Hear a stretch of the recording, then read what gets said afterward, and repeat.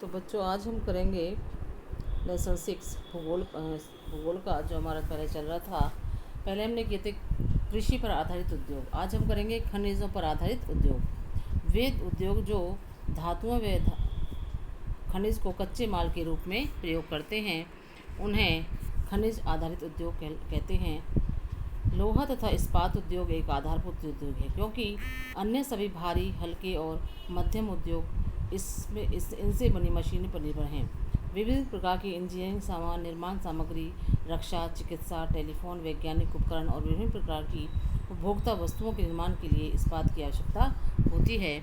इस्पात के उत्पादन तथा खपत को प्राय एक देश के विकास का पैमाना माना जाता है। लोहा तथा इस्पात एक भारी उद्योग है क्योंकि इसमें प्रयुक्त कच्चा तथा तैयार माल दोनों ही भारी और स्थूल होते हैं और इसके लिए अधिक परिवहन लागत की आवश्यकता होती है। इस उद्योग के लिए लौह अयस्क, कोकिंग कोल तथा चूना पत्थर का अनुपात लगभग 4:2:1 का है। इस्पात को कठोर बनाने के लिए इसे मैग्नीज की कुछ मात्रा की आवश्यकता होती है। इस्पात उद्योगों की आदर्श स्थापना कहाँ होनी चाहिए, यह याद रहे कि इसमें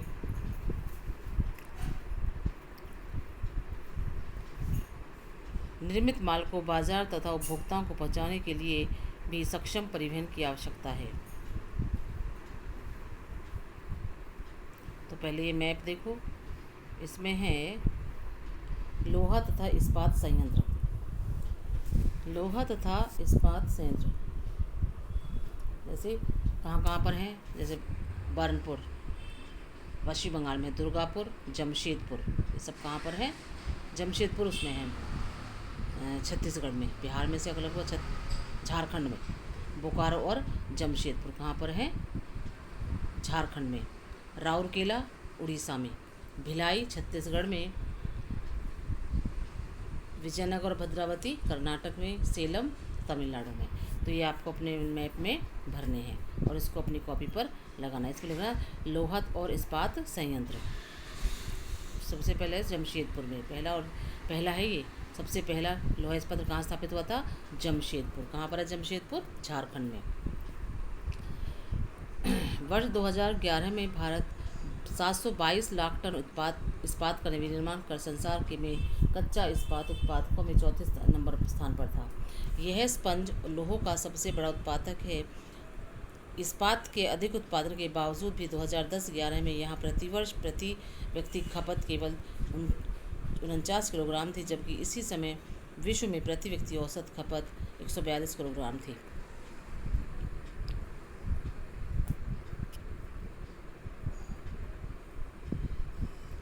इस समय भारत में 10 मुख्य संकलित उद्योग तथा बहुत से छोटे इस्पात संयंत्र हैं। मिनी इस्पात उद्योग छोटे संयंत्र हैं जिनमें विद्युत भट्टी, रद्दी इस्पात व स्पंज आयरन का प्रयोग होता है। इनमें री रोलर्स होते हैं जिनमें इस्पात सिल्लियों का इस्तेमाल किया जाता है। ये हल्के स्टील या निर्धारित अनुपात के मृदु व मिश्रित इस्पात का उत्पादन करते हैं।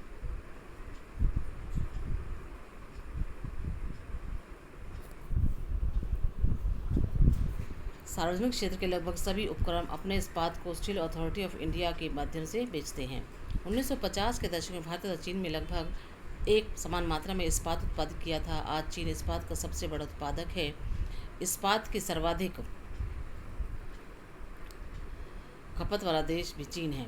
वर्ष 2004 में भारत इस्पात का सबसे बड़ा निर्यातक था, जिसकी अंतर्राष्ट्रीय व्यापार में हिस्सेदारी 2.25% थी। छोटा नागपुर के पठारी क्षेत्रों में अधिकांश लोहा तथा इस्पात उद्योग संकेंद्रित है। इस प्रदेश में इस उद्योग के विकास के लिए अधिक अनुकूल सापेक्षिक परिस्थितियां हैं। इनमें लौह अयस्क की कम लागत, उच्च कोटि के कच्चे माल की निकटता, सस्ते श्रमिक और स्थानीय बाजार में इनकी मांग की विशाल संभाव्यता सम्मिलित है। यद्यपि भारत संसार का एक महत्वपूर्ण लौह अयस्क उत्पादक देश है, तथापि हम इनके पूर्ण संभाव्य का विकास नहीं कर पाए हैं। इसके लिए कारण है उच्च लागत तथा कोकिंग कोयले की सीमित उपलब्धता, कम श्रमिक उत्पादकता, ऊर्जा की अनियमित पूर्ति तथा अविकसित अवसंरचना आदि। हम भी उच्च कोटि का इस्पात दूसरे देशों से आयात करते हैं। हालांकि हमारा कुल इस्पात उद्योग घरेलू मांग पूर्ति हेतु अपर्याप्त है।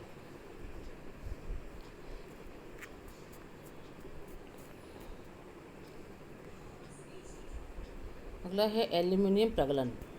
भारत में एल्यूमीनियम प्रगलन दूसरा सर्वाधिक महत्वपूर्ण धातु शोध उद्योग है।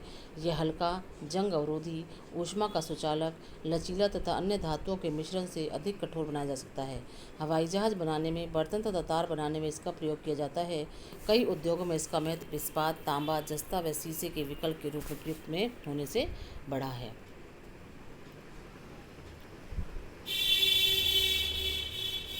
देश में के एल्यूमीनियम प्रगलन संयंत्र उड़ीसा, पश्चिम बंगाल, केरल, उत्तर प्रदेश, छत्तीसगढ़, महाराष्ट्र व तमिलनाडु राज्यों में स्थित हैं। वर्ष 2008-9 में भारत में 15.24 लाख टन से अधिक एल्यूमीनियम का उत्पादन किया गया था। प्रगालकों में बॉक्साइट का कच्चे पदार्थ के रूप में प्रयोग किया जाता है। इस उद्योग की स्थापना की दो महत्वपूर्ण आवश्यकताएं हैं: नियमित ऊर्जा की पूर्ति तथा कम कीमत पर कच्चे माल की उपलब्धता। अगला है रसायन उद्योग। भारत में रसायन उद्योग तेजी से विकसित हो रहा तथा फैल रहा है। इसकी भागीदारी सकल घरेलू उत्पाद में लगभग 3% है। यह उद्योग एशिया का तीसरा बड़ा तथा विश्व में आकार की दृष्टि से 12वें स्थान पर है। इसमें लघु तथा वृहत दोनों प्रकार की विनिर्माण इकाइयाँ सम्मिलित हैं। अकार्बनिक और कार्बनिक दोनों क्षेत्रों में तीव्र वृद्धि दर्ज की गई है। अकार्बनिक रसायनों में सल्फ्यूरिक अम्ल, जिसमें उर्वरक, कृत्रिम वस्त्र, प्लास्टिक, गोंद, रंग-रोगन, डाई आदि के निर्माण में प्रयुक्त। नाइट्रिक अम्ल, क्षार, सोडा ऐश तथा कास्टिक सोडा आदि सम्मिलित हैं। इन उद्योगों का देश में विस्तृत फैलाव है।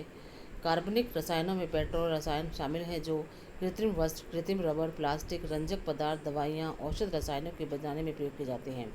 ये उद्योग तेल शोधनशालाओं या पेट्रो रसायन संयंत्रों के समीप स्थापित हैं। रसायन उद्योग अपने आप में एक बड़ा उपभोक्ता भी है। आधारभूत रासायनिक प्रक्रिया द्वारा अन्य रसायन उत्पन्न करते हैं, जिनका उपयोग औद्योगिक अनुप्रयोग, कृषि तथा उपभोक्ता बाजारों के लिए किया जाता है।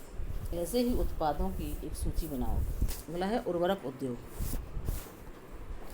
उर्वरक उद्योग नाइट्रोजनी उर्वरक, फास्फोरिक अम्ल उर्वरक तथा अमोनियम फास्फेट और मिश्रित उर्वरक, जिसमें 3 मुख्य पोषक उर्वरक नाइट्रोजन, फास्फेट व पोटाश शामिल हैं, के उत्पादन क्षेत्रों के इर्द गिर्द केंद्रित है।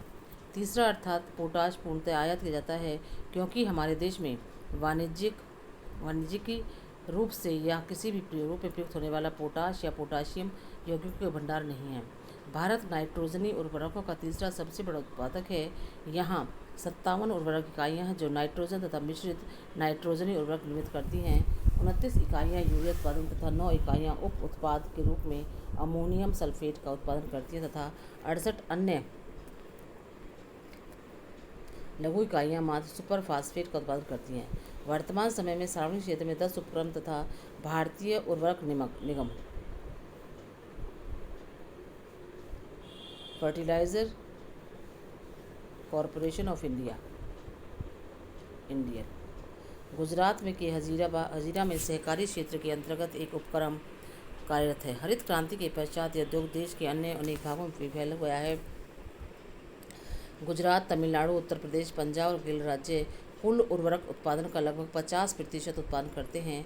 अन्य महत्वपूर्ण उत्पादक राज्य आंध्र प्रदेश, उड़ीसा, राजस्थान, बिहार, महाराष्ट्र, असम, पश्चिम बंगाल, गोवा, दिल्ली, मध्य प्रदेश तथा कर्नाटक हैं। आगे है सीमेंट उद्योग। निर्माण कार्यों जैसे घर बनाने में, कारखाना को बनाना है, पुल, सड़कें, हवाई अड्डा, बांध तथा अन्य व्यापारिक प्रतिष्ठानों के निर्माण में सीमेंट आवश्यक है। इस उद्योग को भारी व स्थूल कच्चे माल जैसे चूना पत्थर, सिलिका, एल्यूमिना और जिप्सम की आवश्यकता होती है। रेल परिवहन के अतिरिक्त इसमें कोयला तथा विद्युत ऊर्जा की भी आवश्यकता है। पहला सीमेंट उद्योग सन 1904 में चेन्नई में लगाया गया था। अभ्यास ऑप्शन मैप में भी आ सकता है कि पहला सीमेंट उद्योग 1904 में कहाँ लगाया गया था? चेन्नई में। स्वतंत्रता के पश्चात इस उद्योग का प्रसार हुआ। सन 1989 से मूल्य व वितरण में निरंतर समाप्ति तथा अन्य नीतिगत सुधारों में सीमेंट उद्योग ने क्षमता, प्रक्रिया व प्रौद्योगिकी व उत्पादन में अत्यधिक तरक्की की है। अब देश में 128 बड़े संयंत्र तथा 332 छोटे सीमेंट संयंत्र हैं। भारत में विविध प्रकार के सीमेंटों का उत्पादन किया जाता है।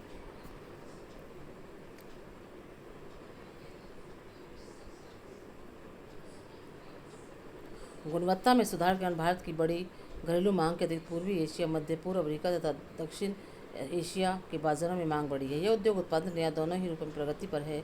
इस उद्योग को बनाए रखने के लिए पर्याप्त घरेलू मांग और पूर्ति में वृद्धि करने के प्रयास किए जा रहे हैं। अगला है मोटर गाड़ी उद्योग। मोटर गाड़ी यात्रियों तथा सामान के तीव्र परिवहन के साधन हैं। भारत में विभिन्न केंद्रों पर ट्रक, बसें, कारें, मोटरसाइकिल, स्कूटर, तिपहिया तथा उपयोगी वाहन निर्मित किए जाते हैं। उदारीकरण के पश्चात नए और आधुनिक मॉडल के वाहनों का बाजार तथा वाहनों की मांग बढ़ी है, जिससे इस उद्योग में विशेषकर कार, दोपहिया तथा तिपहिया वाहनों में अपार वृद्धि हुई है। पिछले 15 वर्षों में भी कम वर्षों में इस उद्योग ने अभूतपूर्व उन्नति की है। प्रत्यक्ष विदेशी निवेश।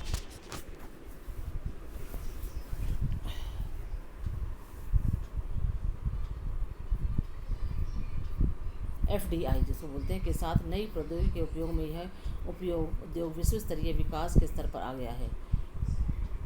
आज इसकी 15 इकाइयाँ यात्री कार तथा बहुउपयोगी वाहन बनाती हैं, 9 इकाइयाँ व्यापारिक वाहन तथा 14 इकाइयाँ दोपहिया तथा तिपहिया वाहन निर्माण करती हैं। यह उद्योग दिल्ली, गुड़गांव, मुंबई, पुणे, चेन्नई, कोलकाता, लखनऊ, इंदौर, हैदराबाद, जमशेदपुर तथा बेंगलुरु के आसपास स्थित हैं। अगला है सूचना प्रौद्योगिकी तथा इलेक्ट्रॉनिक उद्योग। इलेक्ट्रॉनिक उद्योग के अंतर्गत आने वाले उत्पादों में ट्रांजिस्टर से लेकर television, telephone, cellular, telecom, telephone exchange, pager, radar, computer तथा दूरसंचार उद्योग के लिए उपयोगी अन्य उपकरण तक बनाए जाते हैं। बंगलुरु भारत की इलेक्ट्रॉनिक राजधानी है के रूप में उभरा है। तो भारत की इलेक्ट्रॉनिक राजधानी कौन सी है? बंगलौर जिसे कहते हैं।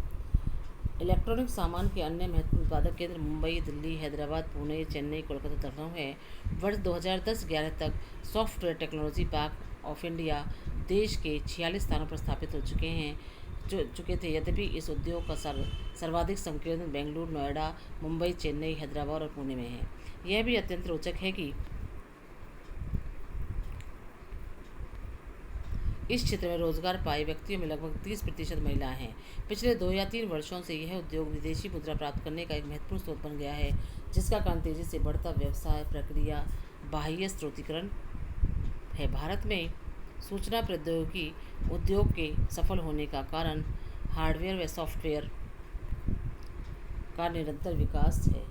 औद्योगिक प्रदूषण तथा पर्यावरण निम्नीकरण में उद्योगों का प्रदूषण होता है। उद्योगों से पर्यावरण का प्रदूषण होता है और निम्नीकरण होता है। कैसे होता है वो हम आगे पढ़ेंगे। अब